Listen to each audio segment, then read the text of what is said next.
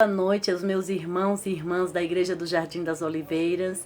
É motivo de alegria estarmos aqui para mais uma vez estudarmos a Palavra de Deus. E o nosso texto de hoje está em 1 Samuel, capítulo 1, a partir do versículo 9. Nós iremos entender à luz da Palavra de Deus o poder da vida de uma mulher que ora.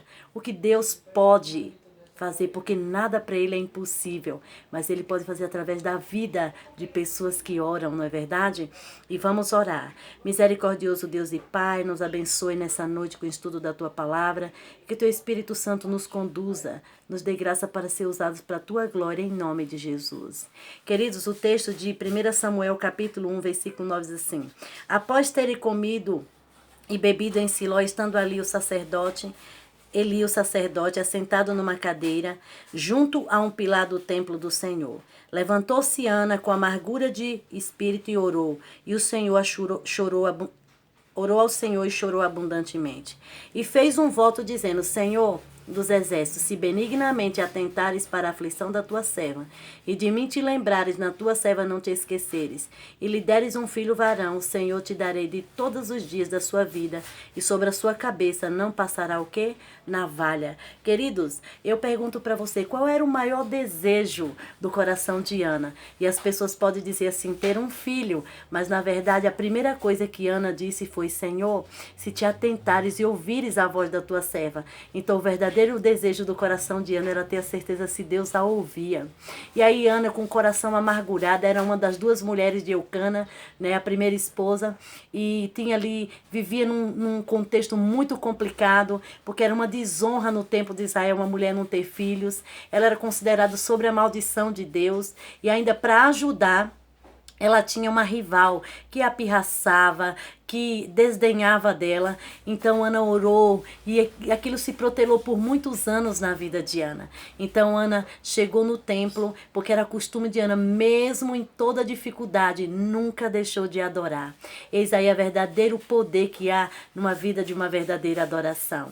Então Ana foi lá e derramou o coração perante o Senhor. Como é eficaz, queridos, essa oração de nós derramamos o nosso coração para Deus diante da nossa necessidade. Mas o sacerdote não entendeu aquela amargura de espírito e pensou que Ana estava embriagada. E Ana, queridos, ela não proferiu nenhuma censura. E olha bem, o fardo que ela não podia repartir como amigo algum terrestre, lançou sobre Deus. É o que diz a serva do Senhor no livro Patriarcas e Profetas. Ansiosamente rogou que lhe tirasse a ignomínia e lhe concedesse o precioso dom de um filho para criar e educar para ele. Olha bem aqui o pedido de Ana. Ela disse: Senhor, eu quero um filho. E ela deu os detalhes para Deus, amados, porque Deus é um Deus de detalhes. E ela disse: Senhor, eu quero um filho varão. Mas eu quero essa bênção para te devolver como bênção. Eu quero criar esse menino para a glória do teu nome. E olha bem o que diz aqui, ó, para ser educado para o Senhor. E ela fez um voto solene que seu pedido fosse satisfeito, dedicaria o filho a Deus, mesmo desde o nascimento. Ana tinha aproximado da entrada do tabernáculo e, na angústia do seu espírito, orou e chorou abundantemente. Contudo, entretinha em silêncio comunhão com Deus, não proferindo nenhuma palavra. Naqueles tempos ruins, tais cenas de adoração eram raramente testemunhadas. Festins irreverentes e mesmo embriaguez eram comuns em nossas festas religiosas. Será que essa não é a condição que nós temos hoje, queridos? Será que não é isso que nós temos visto? As pessoas em busca de tanta diversão, mas não têm prestado a Deus uma verdadeira adoração. E aqui estava uma mulher para mostrar que verdadeiramente o poder da verdadeira adoração, o poder de uma vida de oração. E ela vai lá e faz o quê? Ana supôs que estivesse dominada. Então Eli supôs que Ana estivesse dominada pelo vinho. Julgando administrar uma repreensão merecida, disse com severidade: Até quando estarás tu embriagada? Aparta de ti o teu vinho. Com doída e surpresa, Ana respondeu brandamente. Olha a atitude de uma mulher que ora. Mesmo diante de uma repreensão, de uma injustiça, ela sabe como se portar. Não é verdade? Não, Senhor meu, eu sou uma mulher atribulada de espírito. Nem vinho e nem bebida forte tenho bebido, porém tenho derramado a minha alma perante o Senhor. Não tenha, pois, a tua serva por filha de Belial, né? e porque da multidão dos meus cuidados e do meu desgosto tenho falado até agora. Será que nessa noite eu estou falando para alguém que está assim, com o coração cheio de dor, de tristeza, ou até mesmo enlutado? Eu queria dizer para você que faça como Ana, derrama o teu coração perante o Senhor. Espera nele, porque ele tem o poder para resolver os nossos problemas e as nossas dificuldades. Ele é aquele que pode tomar a nossa causa e pleitear, não é verdade, queridos? E o sumo sacerdote ficou profundamente comovido, pois era homem de Deus, e em lugar de repreensão proferia uma bênção. E ele disse: vai em paz, o Deus de Israel te conceda a tua petição que lhe pediste. E olha bem como Ana orou. A oração de Ana foi atendida, receber a dádiva que tão fervorosamente havia rogado. Olhando para o filho, chamou-se Samuel. Sabe por quê, queridos? Em Israel o nome tinha símbolo de caráter. E quando Ana disse assim, Samuel, ela disse assim, pedi a Deus. E como Deus ouviu, agora Ana estava honrando ao Senhor da sua bênção, não é? Ele vai lá e diz assim: logo que o pequeno teve idade suficiente para separar-se de sua mãe, ela cumpriu o voto. Amava o filho com toda a devoção de um coração de mãe. Dia após dia, observando suas faculdades, se expandia e ouvindo seu balbuciar infantil, cingia-se mais estritamente em suas afeições. Era o seu único filho, uma dádiva especial do céu, mas recebera como um tesouro consagrado a Deus e não queria privar o doador daquilo que lhe era próprio. Querido, será que aqui não é um chamado para mim, para você? Eu vejo muitas vezes nós nos aparelhando para ser boas profissionais, não é? Estamos aí comemorando o Dia Internacional das Mulheres, né? Mas o que nós precisamos é nos preparar para ser servas de Deus, para cumprir o propósito que Deus nos chamou. E Deus chamou a mim e a você para ser mãe, para ser esposa, para ser servas do Deus vivo. Não é verdade? Ana aceitou o chamado de Deus. E talvez você esteja pensando no século 21, irmã Eva, pois esse ainda continua sendo o propósito de Deus. Deus é honrado quando você, como mulher, passa bem a camisa do seu esposo. Deus é honrado quando você educa filhos para a glória de Deus, porque escola dá conhecimento, educação, quem dá é pai e mãe. E Ana entendeu o chamado de Deus para ser o primeiro mestre do seu filho. E Ana criou Samuel em seus braços, não é, queridos? Instruiu Samuel acerca de ele ser uma bênção para o seu Criador. Então a criação não podia ser de qualquer forma. Agora Ana queria devolver o que ela recebeu como bênção, como bênção para Deus. Ou seja, a Bíblia diz que a herança do Senhor são os filhos. Então os filhos não nos pertencem. São dádivas que Deus nos dá para administrar para a glória dele. Então entenda o seu chamado nesse momento da história da terra. Mais uma vez Ana viajou com o esposo para Siló e apresentou ao sacerdote em nome de Deus sua preciosa dádiva, dizendo: por este menino orava eu. O Senhor me concedeu a minha petição e eu lhe tenho pedido que pelo que também ao Senhor eu entreguei por todos os dias do que viver. Eli ficou profundamente impressionado pela fé e devoção dessa mulher de Israel. Ele próprio, pai, por demais condescendente, ficou atemorizado e humilhado vendo o grande sacrifício dessa mãe, separando-se de seu único filho para que pudesse dedicar ao serviço de Deus. Sentiu-se reprovado pelo amor egoístico e com a humilhação e reverência prostou-se perante o Senhor e o adorou, não é? A oração da mãe encheu-se de alegria e louvor, e a ela almejava extravasar sua gratidão a Deus. Será que você é um homem ou uma mulher de oração, que quando é agraciado por Deus com as bênçãos que clama ao Senhor, você derrama o teu coração em louvor e gratidão a Ele por tudo que Ele tem feito? E o espírito de inspiração lhe sobreveio, e orou Ana e disse: o meu coração exalta ao Senhor, o meu poder está exaltado no Senhor, a minha boca se dilatou sobre os meus inimigos, e porquanto me alegro na tua salvação, e não há santo como o Senhor, porque não há outro fora de ti, e rocha nenhuma como o nosso Deus. Não multiplicais palavras de altíssimas altivezas, nem saia coisas árduas da vossa boca, porque o Senhor é Deus, dá sabedoria, e por ele são as obras pesadas na balança. O Senhor é o que tira a vida e o que dá. Faz descer a sepultura e faz tornar a subir. E Ana aqui está nos mostrando um modelo de oração eficaz, um modelo de oração onde o Deus da vida de Ana está sendo exaltado. E ela reconhece a soberania de Deus, o poder para resolver o problema, não é verdade? E aqui depois ela diz assim: o Senhor empobrece e enriquece, abaixa e também exalta,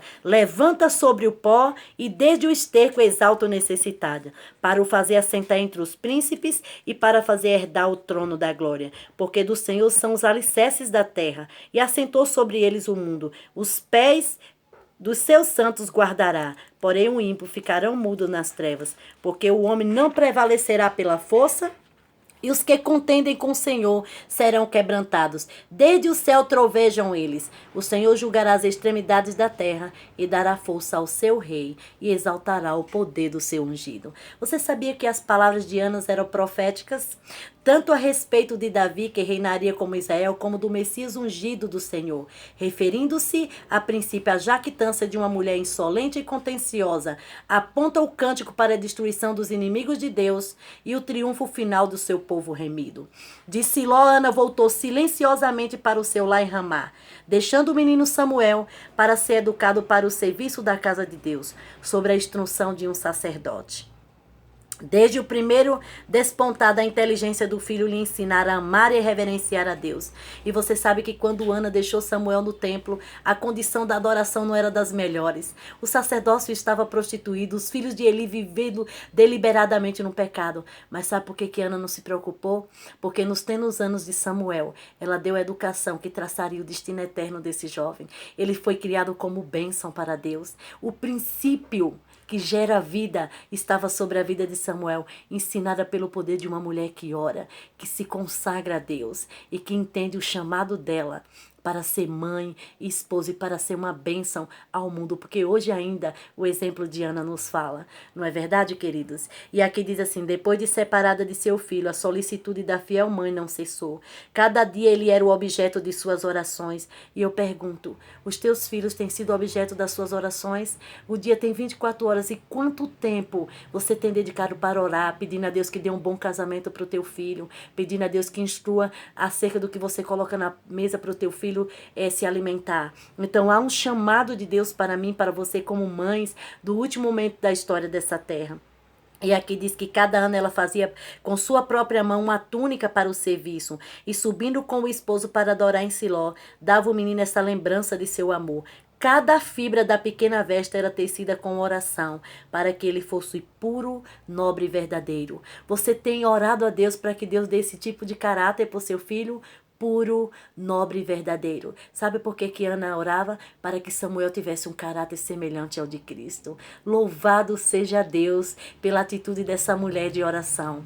Não é verdade, queridos? E aqui ainda ela diz assim: não pedia para o filho grandezas mundanas, mas rogava fervorosamente que ele pudesse alcançar aquela grandeza que o céu dá valor. Ana preparou Samuel para ser um missionário. Ana preparou Samuel para ser um sacerdote do Deus vivo. Ana preparou Samuel para ser fiel em meio da corrupção da adoração daquele tempo. Querido, será que eu e você temos entendido o chamado de Deus? Será que nós queremos hoje consagrar a vida dos nossos filhos? E aqui a serva do Senhor ainda avança dizendo: que recompensa teve Ana? E que estímulo para a fidelidade é o seu exemplo? Há oportunidades de estimável valor e interesse infinitamente preciosos confiado a toda mãe. A humilde rotina dos deveres que as mulheres têm considerado como uma fatiosa tarefa deve ser encarada como obra grandiosa e nobre. É privilégio da mãe abençoar o mundo pela sua influência. Fazendo isto, trará alegria ao seu próprio coração. Sabe o que é de grande êxito diante de Deus? Um lar ordenado, segundo os princípios da palavra de Deus. Eis aí a obra de toda mãe: preparar homens e mulheres para ser uma bênção para os vizinhos, uma bênção para a igreja, e uma bênção para a sociedade, e uma bênção para o mundo. E sabe o que Deus diz de você? Que nenhum rei em todo toda a sua glória tem maior honra diante de Deus do que uma mulher que cumpre o seu papel de abençoar o mundo através da sua influência, criando filhos para a glória de Deus. Será que você aceita esse chamado em sua vida hoje? E olha bem, ela pode fazer retas veredas para os pés dos seus filhos, através da claridade e sobre a direção às alturas gloriosas do céu, gloriosa do céu, mas unicamente quando procurava em sua vida seguir os ensinos de Cristo é que a mãe pode formar o caráter de seus filhos segundo o modelo divino. Qual é o molde de caráter que os teus filhos têm recebido? Será que ele tem em casa um homem e uma mulher de oração que clama o poder de Deus para que ele tenha caráter puro e nobre? Será, irmãos, que não está na hora de nós sofrermos essa reforma como filhas de Deus e nos dispor a fazer o trabalho para o qual Deus nos confiou? Olha bem, o mundo está repleto de influências corruptoras. A moda, os costumes exercem forte poder sobre os jovens. Se a mãe falta em seu dever de instruir, guiar e restringir, os filhos naturalmente aceitarão o mal e se desviarão do bem. Sabe que na família celestial existe uma hierarquia: pai, mãe, pai, filho e Espírito Santo. Quem é o representante do Espírito Santo na casa? É a mãe, é ela que se move, não é, queridos? Move-se para formar o caráter, não é verdade? Então, o filho são os filhos, existe também o quê? O pai, não é verdade? Então, a nossa família deve ser um modelo da família do céu. Está aqui o chamado de Deus, mas diz que a mãe ela tem um papel a cumprir. Ela deve ser instrutora do filho, ela deve ser guia do filho, ela deve restringir. E como é difícil no mundo hoje em que a psicologia moderna e tudo diz libera, Deus diz restringe, não é verdade? Eu vou ficar com o que o Senhor diz, porque é restringindo os nossos filhos que nós conseguimos formar verdadeiramente caráter, não é verdade? Para a eternidade. Os filhos naturalmente aceitarão o mal e se desviarão do bem. Que toda mãe vá muitas vezes ao Salvador com a oração. Ensina-nos o que faremos pela criança e atenta a ela a instrução que Deus dá em sua palavra e ser-lhe-á dada sabedoria conforme a necessidade. Mas, queridos, o trabalho de Ana teve um resultado. E esse resultado também pode fazer parte da nossa vida, da criação dos nossos filhos. O mancebo Samuel ia crescendo e fazia-se agradável para com o Senhor e também para com os homens. Se bem que a juventude de Samuel fosse pesada no tabernáculo, dedicado ao culto de Deus, não se achava ele livre da influência ou maus exemplos pecaminosos. Os filhos de Eli não temiam a Deus e nem honravam seu pai, mas Samuel não procurava sua companhia e nem seguia os seus maus caminhos. Queridos, nós precisamos como pais e mães, como mães principalmente, escolher as companhias dos nossos filhos. Entende? Porque eles são influenciados pelo meio que eles vivem. E olha bem, fazia esforços constantes para tornar-se o que Deus queria que ele fosse. E este privilégio de todo jovem, Deus se apraz mesmo quando as criancinhas se entregam ao seu serviço. Samuel fora posto sobre os cuidados de Eli, e a beleza de seu caráter suscitou a afeição ardorosa do idoso sacerdote. Era amável, generoso, obediente e respeitoso. Será que as pessoas que oram para os nossos filhos hoje podem dizer isso do caráter deles? Que os nossos filhos são amáveis? Ou será que a conduta tem sido, os filhos dos cristãos são os piores? Queridos, quando dizem isso da nossa família, sabe, isso é um mau testemunho, porque isso está provando que nós falhamos na educação. Sabe, hoje nós temos uma sociedade falida, onde os pais se tornaram empregados dos filhos, onde os filhos não respeitam mais pai, porque quando Timóteo diz assim, que os dias seriam difíceis, porque os filhos seriam irreverentes, isso é uma colheita, queridos, porque filhos de pais irreverentes são filhos irreverentes. Você é que ensina o teu filho a amar o Senhor e a temê-lo. Entende? Isso é a verdadeira educação. Casa, comida, escolha é obrigação. Educação é quando você ensina teu filho a temer a Deus e servir ao próximo com o melhor. Isso é educação de qualidade, não é verdade? E aqui ainda diz o seguinte: Eli, aflito pelo desencaminho dos seus filhos, obtinha descanso e consolo e bênção na presença daquele que estava sobre o seu encargo. Samuel era o serviçal afetivo e nunca pai algum amou ao seu filho mais ternamente do que Eli, aquele jovem. Coisa singular era entre os magistrados principal da nação. a simples criança existisse uma afeição tão ardorosa, sobrevindo a Eli a debilidades das próprias idades e enchendo-se ele de ansiedade e remorso pelo procedimento dissoluto de seus filhos, voltou-se para Samuel em busca de consolo. Será que você tem criado filhos para que na velhice eles possam te consolar? Eu peço a Deus que essa bênção se cumpra em sua vida, queridos. Não era costume entrar os levitas para o seu serviço peculiar antes que tivesse 25 anos de idade. Samuel, porém, foi uma exceção a esta regra, porque está escrito: eu honro aqueles que me honram. Queridos, louvado seja Deus pela vida de Samuel.